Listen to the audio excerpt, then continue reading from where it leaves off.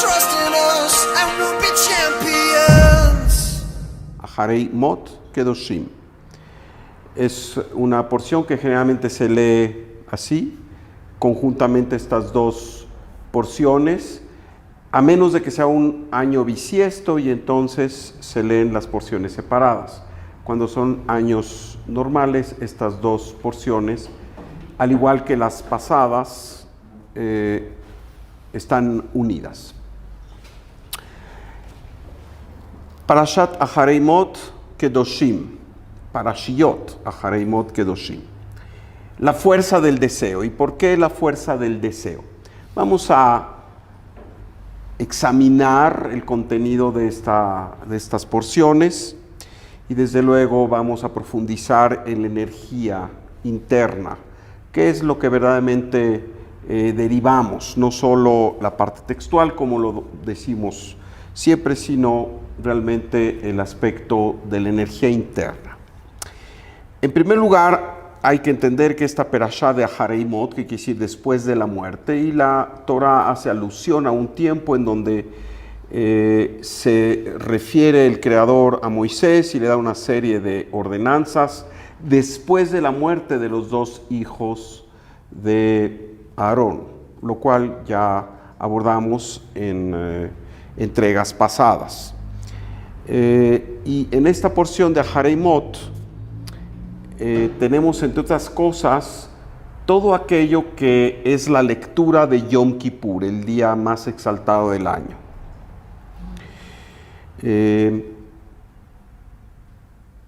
Si recordamos brevemente, se habla de un tema de expiación, en hebreo kapará, a través de dos chivos, de dos machos cabríos, y uno de ellos, así se dice, es tomado para Hashem, para Dios, y otro es tomado para el otro lado, que la Torah nos habla de este nombre llamado Azazel. Y como se nos informa en la Torah, el Cohen, en este caso Aarón, toma estos dos chivos y hace un sorteo, y uno de estos chivos es para la ofrenda para Hashem y otro es para la ofrenda o el sacrificio de todos los pecados del pueblo que son infundidos en este chivo. Como sucede es que justamente se nos describe en la Torah que el Cohen, en este caso Aarón, posa sus manos sobre este segundo chivo y le transfiere todos los pecados, todas las transgresiones, todas las desconexiones del pueblo de Israel. Y acto seguido, este chivo es tomado por un individuo que la Torah llama en forma muy específica Ish Iti. Y este Ish Iti, que el Midrash lo describe como un ser con unos ojos muy grandes, con una gran capacidad de emanar mal de ojo, en fin, un ser no lo más amable, ni queremos estar con una persona como esta, y dicen que si la cuña aprieta tiene que ser el mismo palo. Así que este Ishiti toma a este chivo al cual se ha infundido con todas las transgresiones de Israel, y es guiado este chivo hacia afuera del campamento, a un lugar donde hay un despeñadero, y ahí este hombre empuja al chivo y este se despeña cientos de metros hacia abajo, y antes de siquiera caer al fondo del precipicio, este chivo explota en 1000 pedazos. Así se nos dice en la Torah. Tenemos la lectura de Yom Kippur en esta porción de Aharei Mot, en donde en general se habla de una serie de prohibiciones de relaciones sexuales ilícitas. Desde luego relaciones incestuosas, pero también relaciones entre parientes cercanos. También en esta porción se habla de la prohibición de cultos idólatras. En particular se habla de la prohibición del culto a una deidad llamada Molech, que se nos describe no en la Torá, pero en otras fuentes, que Molech era una deidad a la cual se adoraba con fuego y se sacrificaban los hijos que pasándolos por el fuego, imagínense ustedes.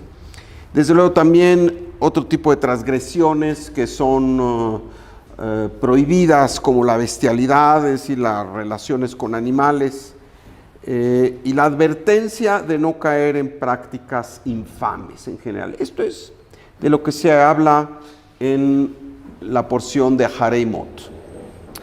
Seguimos con la Perashá, la porción de Kedoshim. ¿Y qué se habla? Aquí, en esta porción, la Torá nos describe una serie de leyes diversas que va desde el respeto a los padres, de nuevo enfatizar el no caer en idolatría, en adoración de seres inanimados, etc. No pervertir la justicia, juzgar con rectitud, no cruzar animales de diferentes especies, por ejemplo, leyes sobre el consumo de los frutos durante los primeros años de vida de un árbol. Por ejemplo, no se pueden comer los frutos sino hasta el 4º año, y este tipo de cosas, como las cosechas de una parcela, lo que queda en las puntas, en los extremos, tampoco puede ser cosechado, tiene que ser dejado para que sea recogido por toda la gente, en fin. Y desde luego también se habla de la prohibición de prácticas de adivinación, hechicería. Y luego en esta lista muy diversa se habla de cuidar el Shabbat, de sanciones por incurrir de nueva cuenta en prácticas sexuales prohibidas, pero también fuera, digamos, de este contexto de prohibiciones, de posturas morales que en cierta forma han sido la base para el comportamiento de la sociedad judeocristiana. Aparte de esto, y como si no estuviera muy relacionado, en realidad pareciera que todo esto no está muy relacionado, pero además de estas prohibiciones y de lo que no se puede hacer, hay dos de ellas que en realidad no tienen un efecto, digamos, en la conducta, por así decir, cotidiana, es decir, de hacer o de dejar de hacer, sino más bien son actitudes, son situaciones internas de la persona. Una de ellas es advertir al prójimo. Ojeach tojiach et amiteja. Cuando tú ves que tu prójimo está por cometer alguna transgresión, tienes que tener la actitud de ir, de incomodarte, de advertirle, decir cuidado, no hagas esto no es bueno para ti, aunque ello te sea incómodo, aunque ello te signifique inclusive hasta perder la amistad de esa persona. Y la otra es el amor para el prójimo. Y así dice, Vahavta lereaja kamoja. Y la Torah es muy clara, Vahavta lereaja kamoja. Esto generalmente se traduce como amarás al prójimo como a ti mismo, y esto es desde luego hermosísimo, pero la Torah dice en particular, Vahavta lereaja kamoja, y amarás para tu prójimo lo que amas para ti mismo, que es un tanto distinto. Hay gente que dice, la verdad a mí me cuesta trabajo asumir esta postura incondicional que de la nada amo a todo mundo, salgo a la calle y al primero que se me cruza lo amo. La verdad, sinceramente, me es difícil, pero me puedo relacionar mucho más con esta idea de que Ama para el prójimo lo que amas para ti mismo. O lo que es lo mismo, no le hagas al prójimo lo que no te gusta que te hagan a ti. Esto es mucho más operativo, ¿no es cierto? ¿Cuál es el hilo conductor de estas dos porciones, de estas aparentes, muy disímbolas prohibiciones y decretos, desde luego, severos, ¿no? ¿Cuál es el punto focal? ¿Por qué hemos llamado a esta porción la fuerza del deseo? El punto focal, finalmente, es el manejo o la gestión de esa fuerza llamada deseo, que en hebreo se llama ratzón, que también se puede traducir como voluntad, y que más bien esta se adjudica al creador, porque el creador no tiene deseo, y deseo que se manifiesta en la creación, en toda la creación y con mucha más intensidad en el ser humano, como esta fuerza de atracción. Los cabalistas, en particular el rabí Yehudá Ashlag de bendita memoria, nos dicen que el deseo es la verdadera creación. Lo que es verdaderamente diferente al creador es esta capacidad de desear, puesto que el creador únicamente emana, el creador solamente es una fuerza dadora, una fuerza, proactiva. El creador no tiene ninguna nota de receptividad. Así que la creación, lo que el creador hizo diferente a sí mismo, fue crear este aspecto del deseo,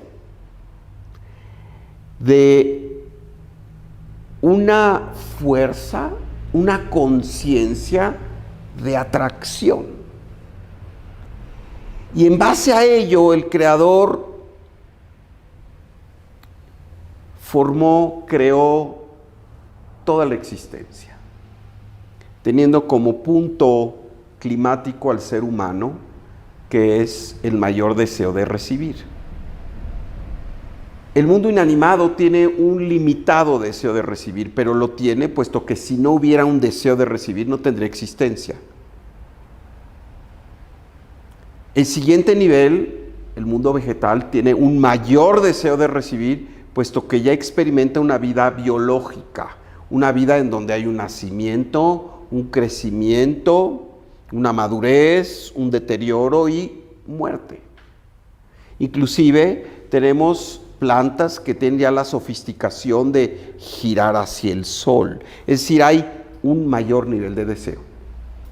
¿Y qué decir del reino animal, en donde ya el deseo está más infundido en forma obvia? Desde los seres unicelulares más simples que buscan alimentarse, que pareciera que tienen un propósito, ¿verdad? Y acuden a ese propósito, ¿verdad? Hasta los seres más superiores, los mamíferos, los primates, que desde luego tienen estos instintos de supervivencia que son formas de deseo, de conservar la vida. Y finalmente, el nivel más elevado de deseo es el ser humano. Es el ser humano que fue creado a imagen y semejanza del Creador, se nos informa, porque fue infundido con esta capacidad de que su deseo, si bien no es la voluntad expansiva del Creador en todo su esplendor, sí tiene el potencial de llegar a ello. Y se nos dice que el Creador tuvo en mente crear al ser humano para infundirlo con todas sus bendiciones, con toda la abundancia, con toda la satisfacción, con toda la perfección. Pero para ello había que dotar a este ser humano de la fuerza llamada deseo. Y el deseo es lo que hace que nosotros estemos motivados, una forma en que el deseo se manifiesta, digamos en términos más contemporáneos, es la motivación. La motivación justamente es aquello a lo que nos movemos. La palabra motivación viene del latín, que quiere decir motilidad, moverse hacia.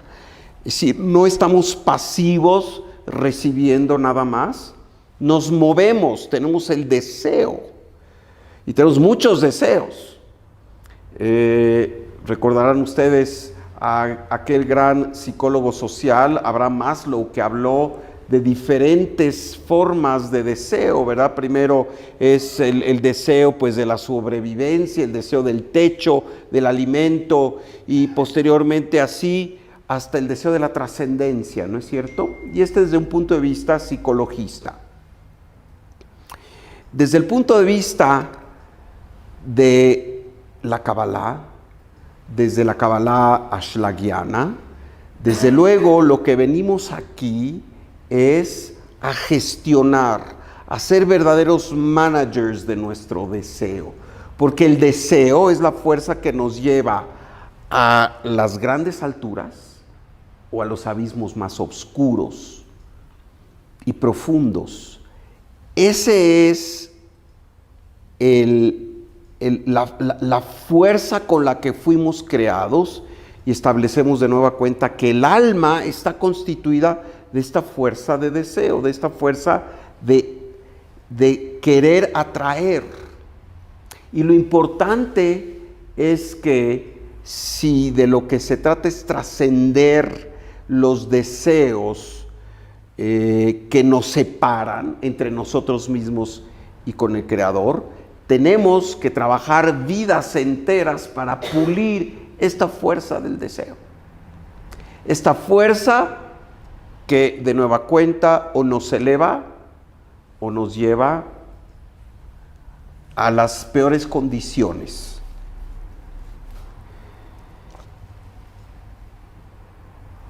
En realidad,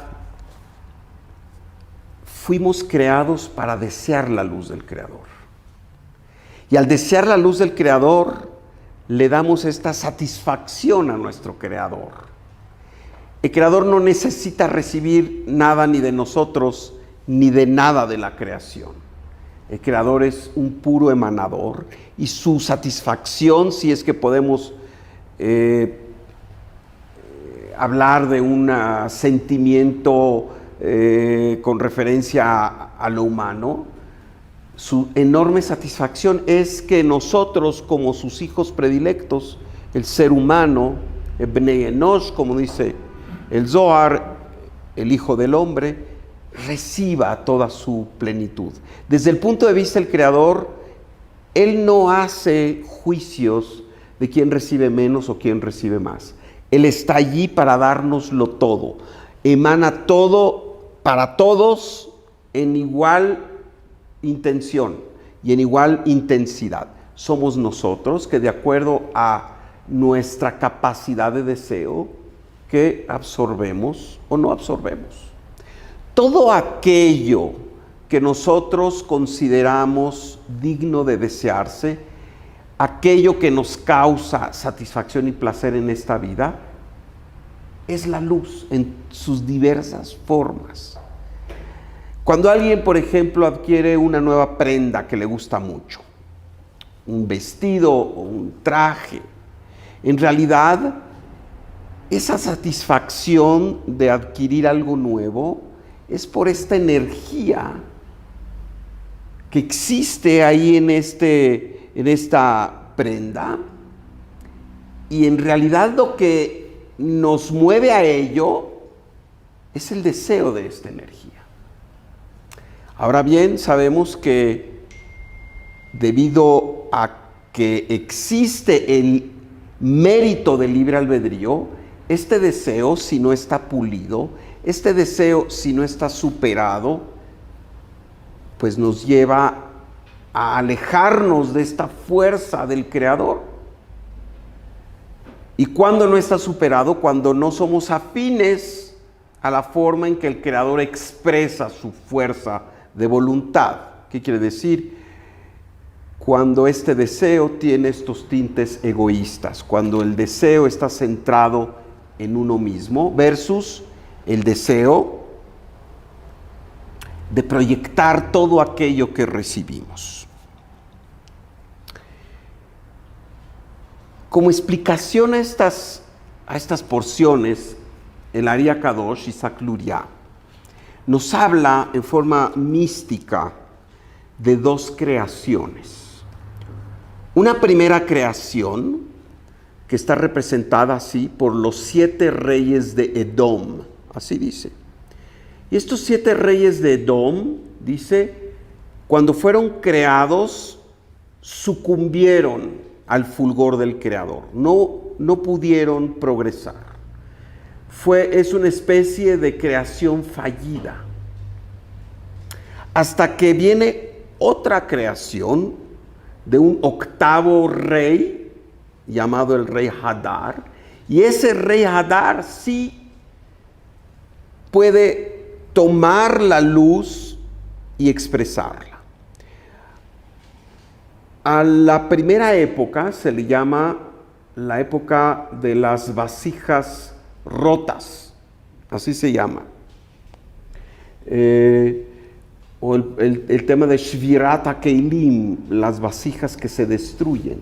Y solo es la segunda intentona, representado por este 8º rey, Hadar, que estas vasijas sí progresan.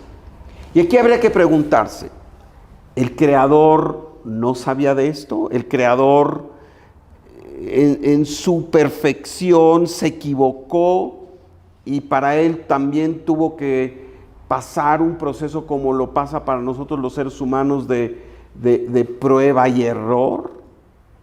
Por supuesto que no. Por supuesto que no.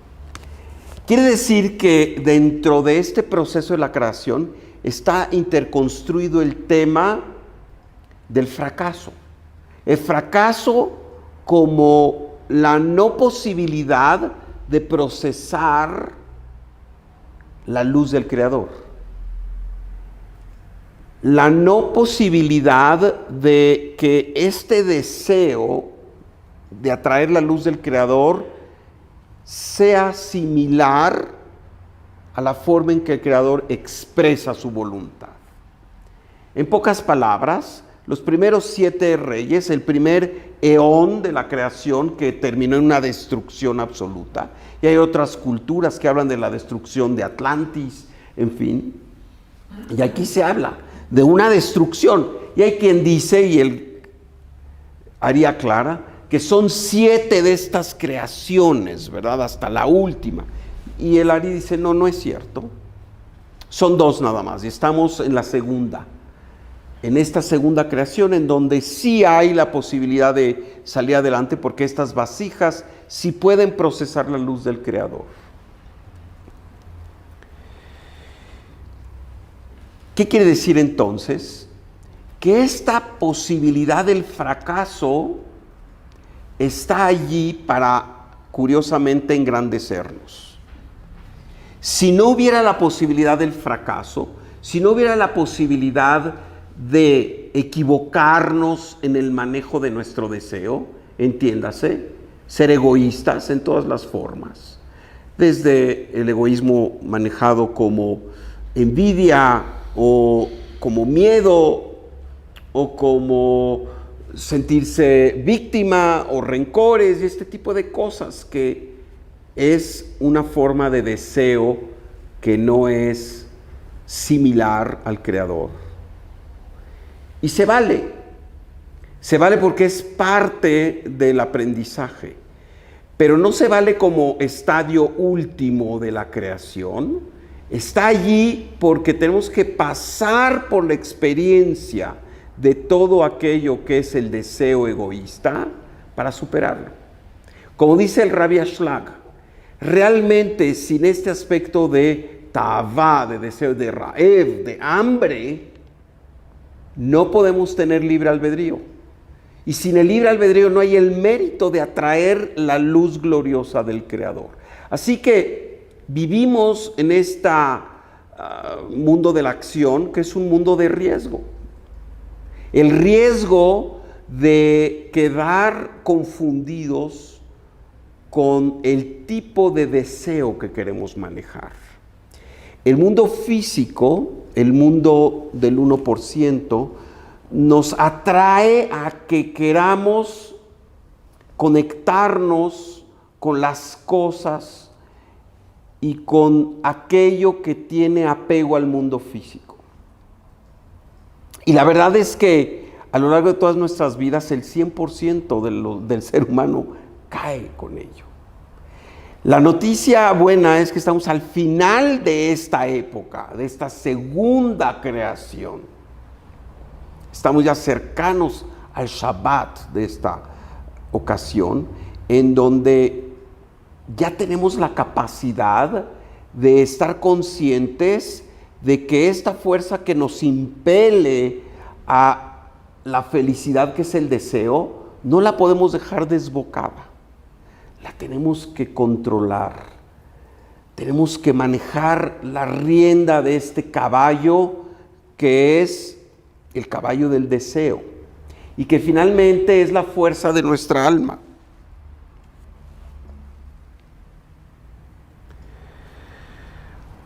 Así que sin el fracaso en el manejo del deseo, en realidad no hay libre albedrío.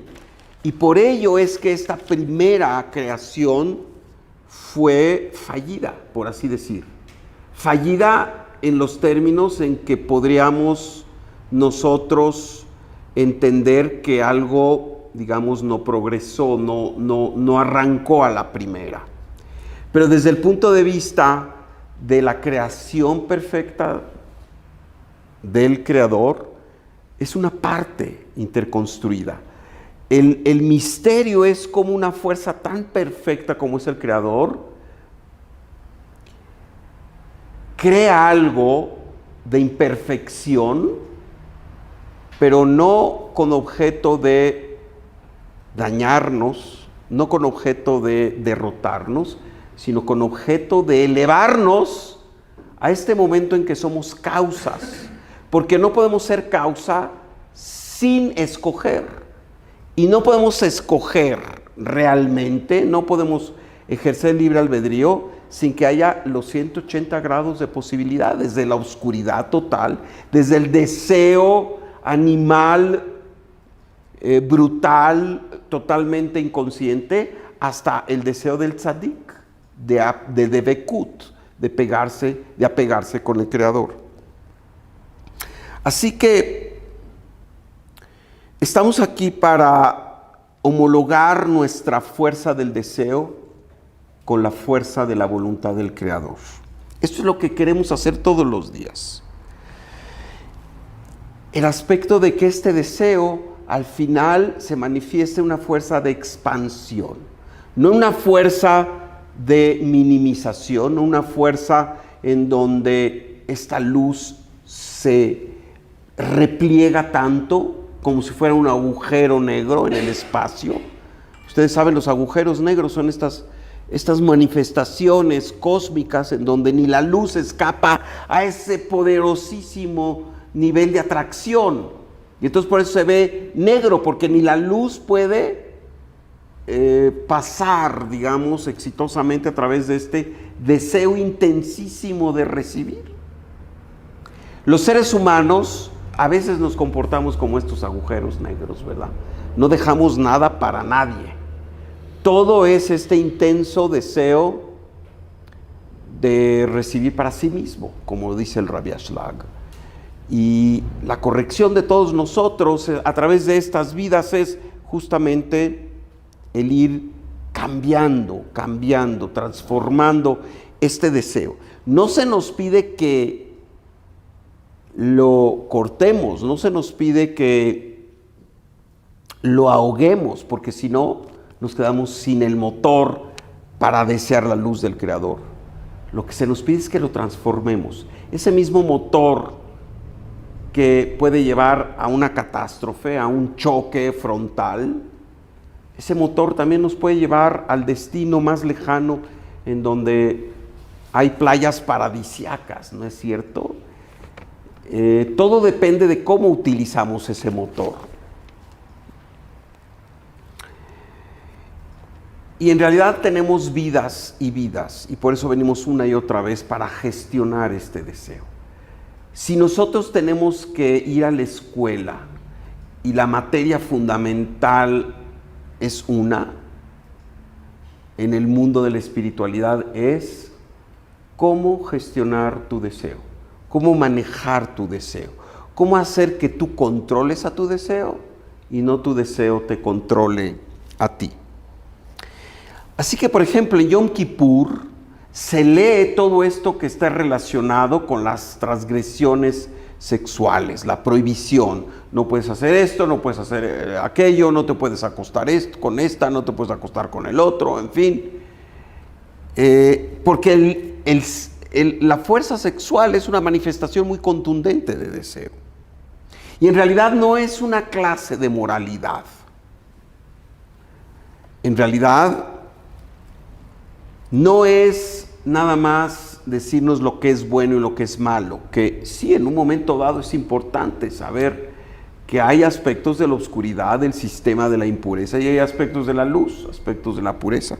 Pero en realidad aquí, Yom Kippur, que es el día más exaltado del año, con lo que se nos dota es con la capacidad de ser maestros del manejo del deseo.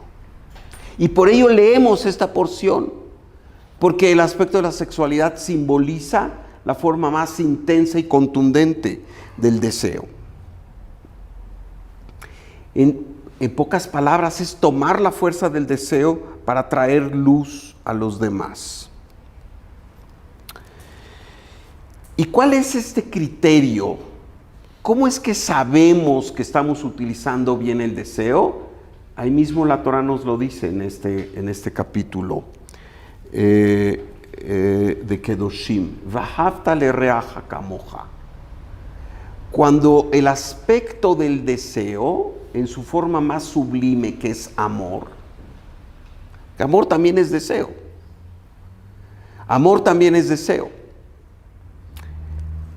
Y este aspecto de Vahavta lereaja kamoja es el criterio con el cual se nos dota para hacer un buen manejo del deseo.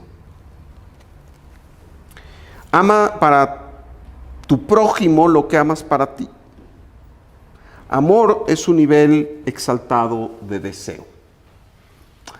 El deseo puesto al servicio del universo.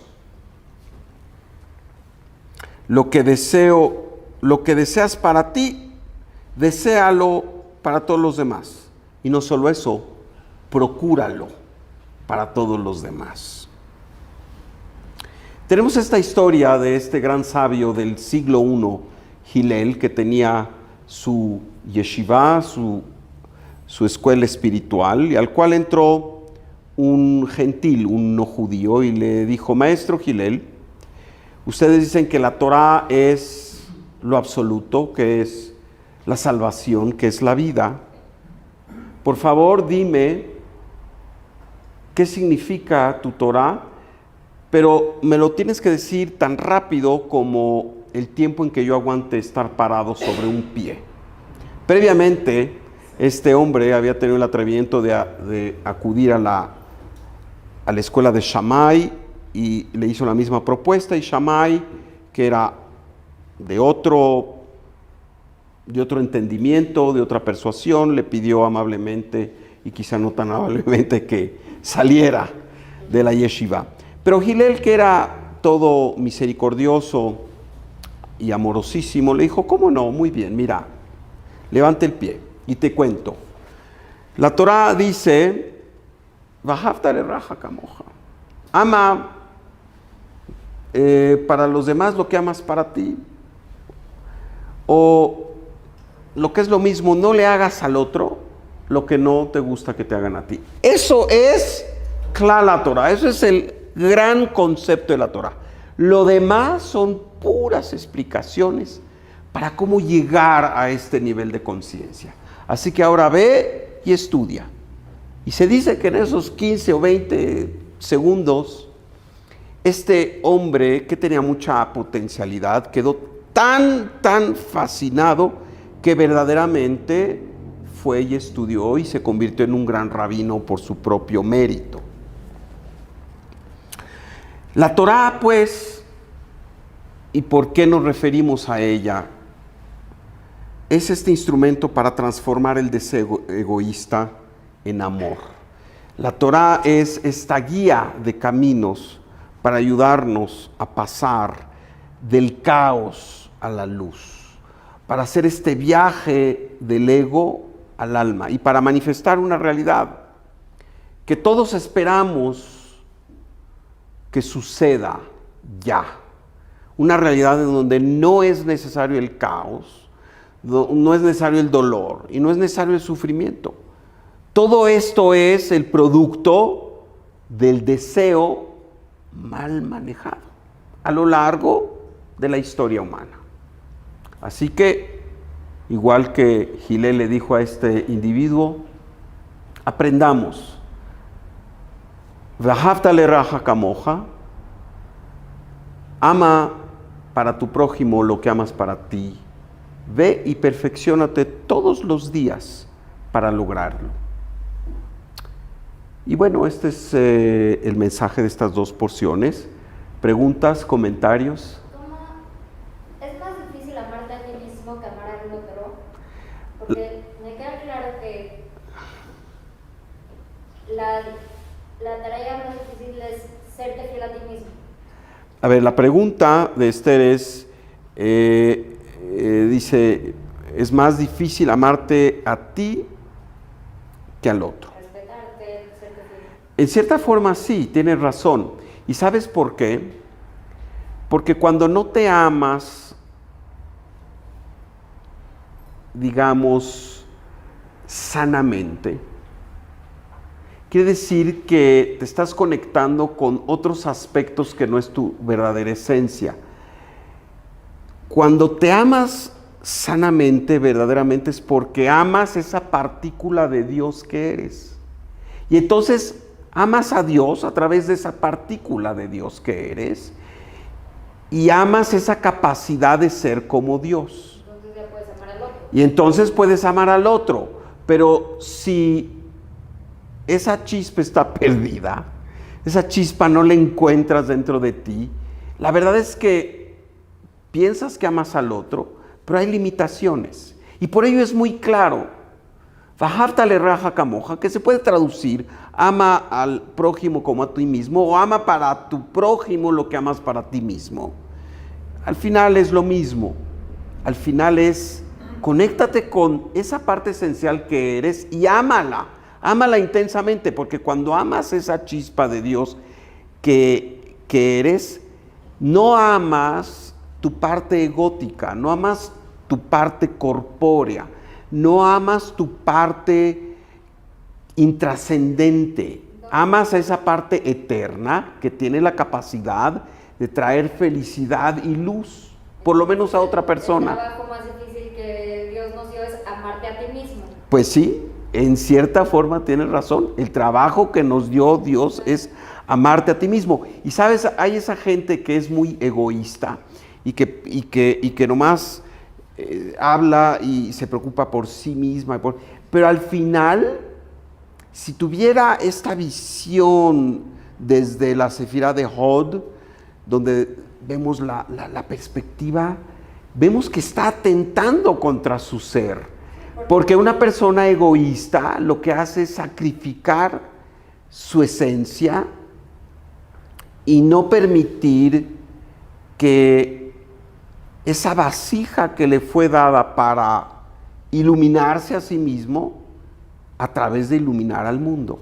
Porque justo tuve una discusión con alguien, me dijo que primero es amar al otro, pero ¿cómo yo te puedo amar a ti si yo no sé qué se siente amor? Mira, Entonces, te voy a decir, como contradictorio yo creo que no hay que ser tan estricto y no hay que limitarse. Hay veces que entras al amor a ti mismo a través de ver también lo hermoso del otro. Y entonces dices, bueno, yo también lo tengo. Así que, ¿dónde empezamos? No importa. Puedes empezar amando al otro, aunque a ti te desprecies y demás. Y luego encontrarás que hay una similitud de forma, como dice el Rabbi Ashlag, que hay esta chispa del Creador que nos une. Y entonces al amar al otro también te amas a ti mismo. Pero es cierto, alguien que no tiene la capacidad de amarse a sí mismo plenamente, es difícil que con sinceridad ame al otro. ¿Dónde empieza el aprendizaje? Puede empezar amando al otro primero. Eso sí. ¿Qué fue antes, el gallo? ¿Quién fue antes, la gallina o el huevo? Sí. Tenía dos dudas. Una, si la palabra en hebreo razón se interpreta o traduce mejor como voluntad en Sí. español, ¿por qué no la usamos más en estas clases?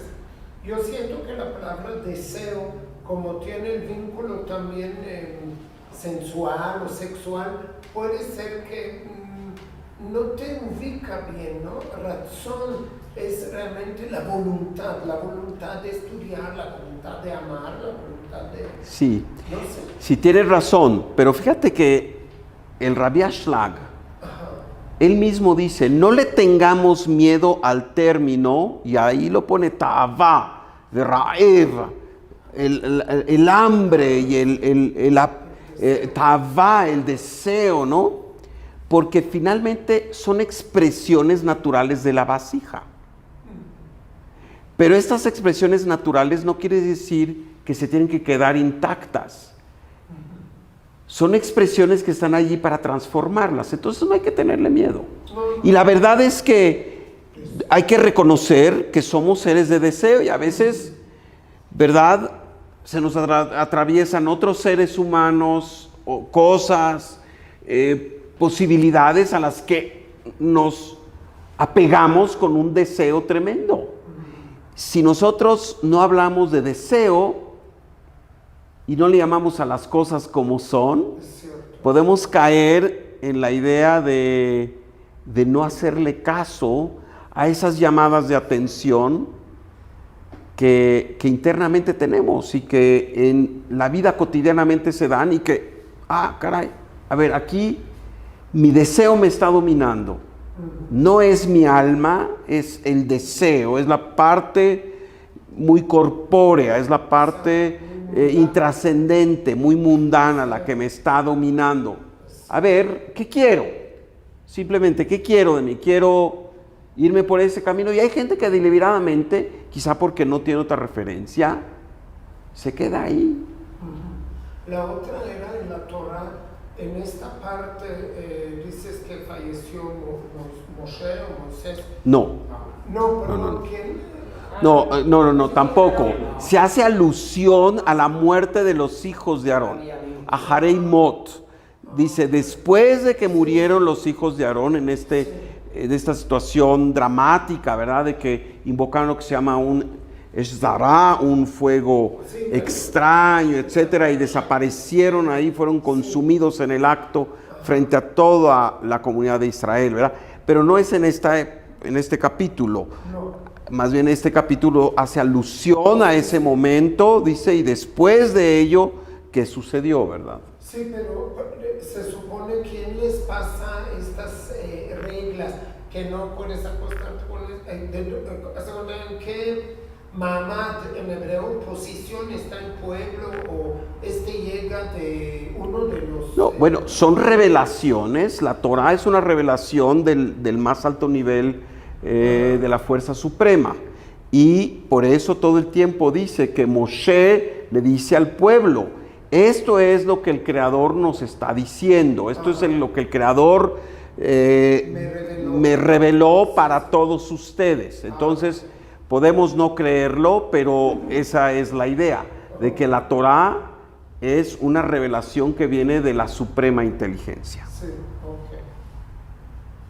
Yo sí tengo preguntas. A ver, preguntas. Cuando estamos hablando del fracaso, el fracaso como parte de un proceso o como un deseo descontrolado o malentendido o una confusión de los diferentes deseos que podemos tener en la vida diaria, ¿cómo es considerado el fracaso?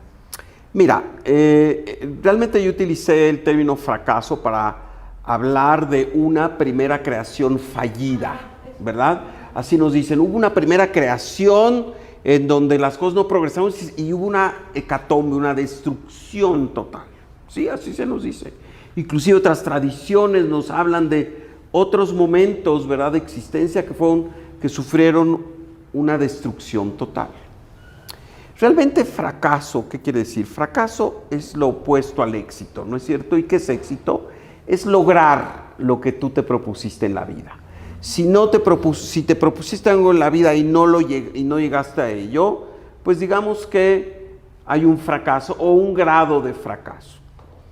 Pero a lo que voy con infundir o sugerir o llamar a cuentas este término que es doloroso, ay, a ver, espérate, fracaso, es el entendimiento que es parte de la vida, que es parte del desarrollo. No hay tal cosa como una línea continua hacia arriba, ¿verdad? Porque a esta vida venimos a aprender, eso es el objetivo. El triunfo es el producto del aprendizaje o del no aprendizaje. Y el fracaso en ese sentido es algo relativo, porque a lo mejor, digamos que tenías un proyecto y pácatelas, no caíste, pero aprendiste tanto. Y en tu conciencia se te revelaron tantas cosas que a lo mejor desde el punto de vista muy parcial del 1% del mundo fáctico, bueno, no se llegó a ese nivel, no llegaste a esa meta, pero desde el punto de vista de la conciencia lo rebasaste, porque te diste cuenta de muchas cosas, porque pudiste corregir aspectos que sin esa llamada de atención, sin ese tropiezo, sin ese fracaso, sin ese haber alcanzado lo que querías, de otra forma no te hubieras dado cuenta. Y finalmente de lo que se trata es de esto que ahora es un término muy bonito, me parece que es resiliencia. Resiliencia es rebotar, ¿no? Por ejemplo, un piso de hule que es resiliente y que le pones algo pesado y cuando lo quitas vuelve a su situación inicial. El ser espiritual es ser resiliente, el no quedar atorado con nuestras historias difíciles, nuestras historias de víctima, nuestras historias de fracaso. No, siempre hay que sacudirse el polvo, levantarse y seguir, ¿sí? Pero llama la atención que este evento es con los reyes de Edom. Entonces yo digo, tal vez es como una indirecta que con esa gente que no era hebrea o no era creyente, nada que ver. Mira, en realidad todo lo que es Kabbalah es alusivo. Reyes de Edom, ¿qué quiere decir Edom? ¿De dónde viene? Adom, rojo, deseo. Son los reyes del deseo. Finalmente también Edom, posteriormente se asocia con Roma, la cultura occidental, que es una cultura que en donde si nos descuidamos es una cultura muy apegada al mundo físico, de transformación del mundo físico, de hacer cosas en el mundo físico, muchas veces a costa del aspecto más profundo. No necesariamente es así, pero digamos que se asocia la cultura occidental versus la oriental como una cultura más externa, más de transformación en la parte física, y la parte oriental se considera en general como algo más interno, más del alma. Entonces los reyes de Edom no son más que una simbología, es un lenguaje críptico, un lenguaje misterioso que usa la Kabbalah para decir hubo una creación en donde se interconstruyó el aspecto del deseo de recibir para sí mismo. No porque Dios se haya equivocado o porque le falló o porque no estaba consciente, no. Tan consciente estaba que lo permitió. Y esto para entender que en el camino hacia la grandeza espiritual, hacia el ascenso, hacia nuestro último estadio, que es el apego al Creador, tenemos que lidiar con el enemigo, que es no tan enemigo al final. Sin ese enemigo no crecemos. Y ese enemigo es todo lo que se refiere a lo que el Rabbi Ashlag en forma magistral determina como Ratzon lekabel, el deseo de recibir para sí mismo. Ese es el origen de todo lo que es oscuro, pero también es el origen de nuestra superación. Y al final, como dijo Nahum Gamzu, Ish Gamzu, Nahum Ish Gamzu, todo es para bien. El aspecto del fracaso, el aspecto de la oscuridad está allí, nada más si estamos conscientes para nuestro bien. El problema es que mucha gente no está consciente y lo toma como un castigo, lo toma como que no es lo que quería, se enoja, se frustra, se deprime y así es como el otro lado gana. ¿No es cierto? Muy bien. ¿Alguna otra pregunta? Muy bien, con esto terminamos. La próxima semana. Muy bien, gracias por su atención y nos vemos la próxima.